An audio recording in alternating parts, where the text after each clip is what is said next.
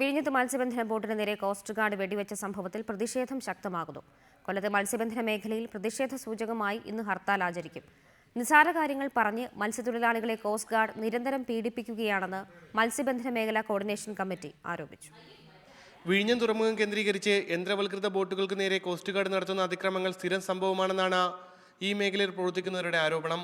മത്സ്യബന്ധനം കഴിഞ്ഞു വരുന്ന ബോട്ടുകൾ കോസ്റ്റ് ഗാർഡ് കസ്റ്റഡിയിലെടുക്കുകയും ലക്ഷങ്ങൾ വില വരുന്ന മത്സ്യം ഇടനിലക്കാർക്ക് മറിച്ചു വിൽക്കുകയും ചെയ്യുന്നത് പതിവായിരുന്നു. ഇത്തരത്തിലുള്ള കോസ്റ്റ് ഗാർഡിന്റെ പീഡനം അവസാനിപ്പിക്കാൻ സർക്കാർ ഇടപെടൽ ആവശ്യപ്പെട്ടാണ് മത്സ്യബന്ധന മേഖലയിൽ ഹർത്താൽ ആചരിക്കുന്നത്.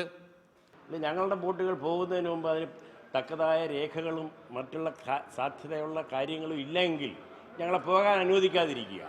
അല്ലെങ്കിൽ പോയി കഴിഞ്ഞ് മത്സ്യബന്ധനം നടത്തി വരുന്ന ഈ ബോട്ടുകൾ മനഃപൂർവ്വം പിടിക്കുന്നത് ഇതിനകത്ത് പ്ലണ്ടർ ചെയ്യാനാണ്, ഇതിനകത്ത് കവർച്ച നടത്താനാണ്.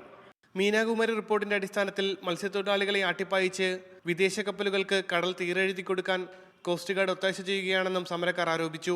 സർക്കാർ ഇടപെടൽ ഉണ്ടായില്ലെങ്കിൽ സമരം തിരുവനന്തപുരത്തേക്ക് മാറ്റുമെന്നും പ്രതിഷേധക്കാർ മുന്നറിയിപ്പ് നൽകി. റിപ്പോർട്ടർ, കൊല്ലം.